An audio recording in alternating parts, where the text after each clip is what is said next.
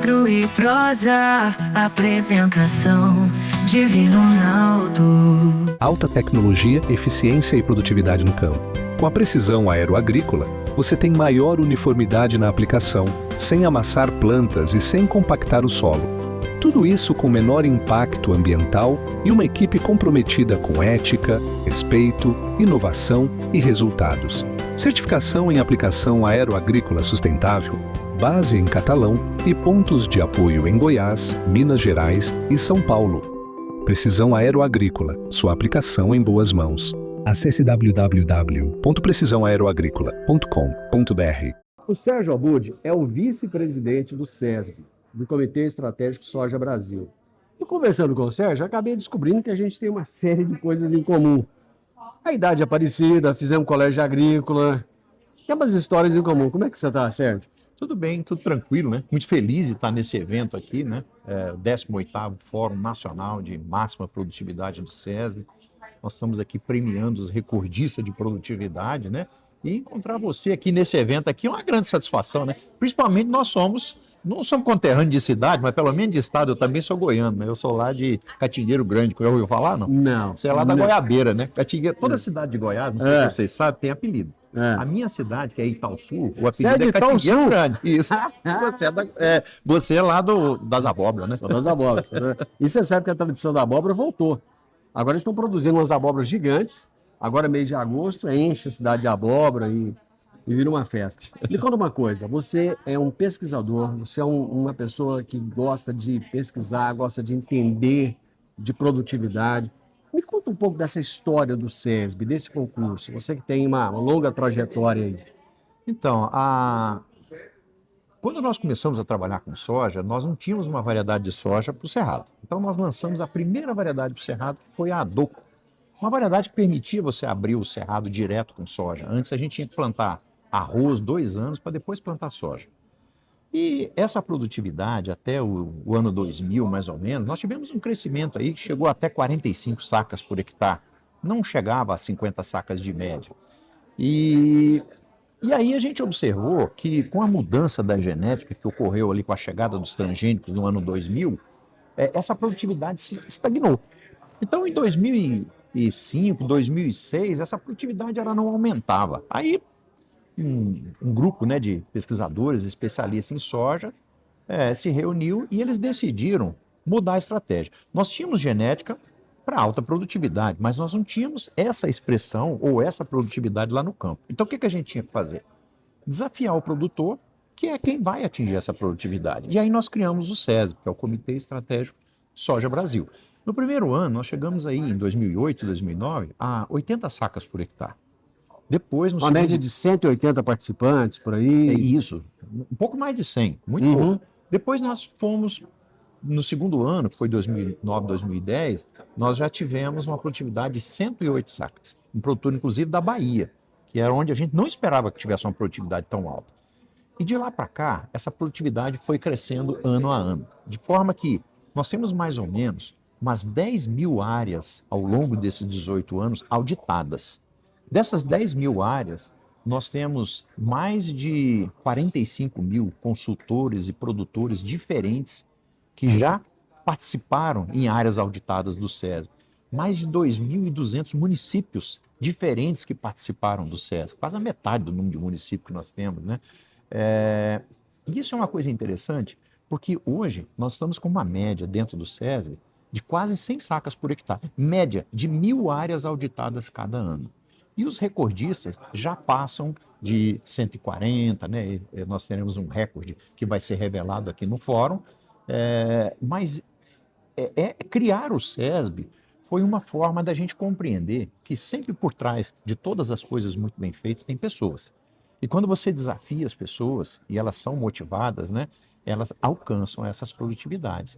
E com base em todos esses dados, a gente vê que hoje nós, no SESB, estamos produzindo mais que 2 vezes a produtividade média brasileira. Isso mostra que nós podemos alcançar produtividades muito mais altas. Nós temos potencial para isso. Mas o que fazer para chegar lá? Isso é o que a gente mostra aqui no fórum. O grande questionamento é o seguinte: essa produtividade é viável economicamente? para se chegar a essa produtividade aí, 120, 130, 140 sacas por hectare, quanto se tem que gastar para obter essa produtividade? Eu tenho ouvido muito esse questionamento. Dizer que para alcançar alta produtividade custa caro é um dos maiores mitos que eu já ouvi na agricultura. A gente sabe que a agricultura é uma ciência de verdades momentâneas. A gente está sempre descobrindo fatos, né? E a gente descobriu que, se nós pegarmos os dados do SESB, de várias safras, a gente observa que o custo ele gira em torno de 50 a 60 sacas, o custo, colocando aí todos os custos possíveis ali. Só que a produtividade, nesse custo, ela pode ser de 60 e pode ser de 120. Então, não existe uma correlação entre gastar mais para produzir mais. Existe uma correlação entre ter mais lucro enquanto você produz mais, porque você não consegue aumentar muito esse custo. Então esses recordistas, eles conseguem alcançar produtividades muito altas com custo baixo. A maior parte das áreas de custos de produtividades mais altas custam menos do que muitas áreas de 60 sacas. Porque a ideia que muita gente tem é o seguinte, que para produzir 120, 130, 140 sacas, você tem que colocar muito além do que aquilo que se coloca numa lavoura convencional, no dia a dia, né? No dia a dia. Então você vai, eu vou jogar calcário. Se eu jogo 8 toneladas de calcário, eu vou jogar 20. Se eu jogo tantas toneladas de fertilizante, eu vou dobrar a quantidade. Não necessariamente é isso. Não necessariamente é isso. Nós não aumentamos produtividade aumentando insumos. Na verdade, nós estamos falando de El Niño aí, né? Para esse próximo ano, a gente observa que o Brasil ele é dividido em dois sistemas de produção. A região norte e nordeste, ela depende de uma única safra para ela poder pagar seus custos e ter todo o rendimento. Na região centro-oeste, sudeste e sul, são duas safras. É um sistema. Se você gastar, por exemplo, 60 sacas numa soja e você produzir 120 sacas, que a gente tem isso em dados de fazenda, não de recordista, mas dados de fazenda, você tem 60 sacas de lucro. Isso uma safra só, uma safra verão. Num sistema de duas safras, você vai ter que produzir soja e milho, por exemplo, ou soja e algodão, na mesma janela, na mesma época, que é aquela oferta climática que você tem do período chuvoso. Certo. Você tem muito mais operação, muito mais movimentação, muito mais operacional, muito mais custo no sistema e uma safra só não consegue pagar. Muitas vezes uma paga a conta e a outra você tem um lucro.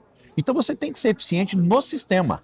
Então, na agricultura, a rentabilidade ela está diretamente ligada à eficiência agronômica que você tem de reduzir perda e aumentar o retorno que você tem do capital investido, que é o nosso ROI.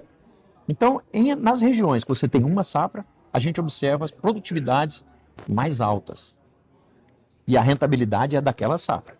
Nas regiões sul, sudeste e centro-oeste, na soja, que tem que fazer duas janelas, você planta a soja, por exemplo, em setembro, colhe em janeiro, fevereiro, depois planta o milho para você colher em maio, você precisa de duas janelas. Então você tira a soja da melhor janela dela, por isso não produz tanto. Depois você joga o milho atrás da janela do milho, também você não produz tanto. Mas no sistema você vai bem.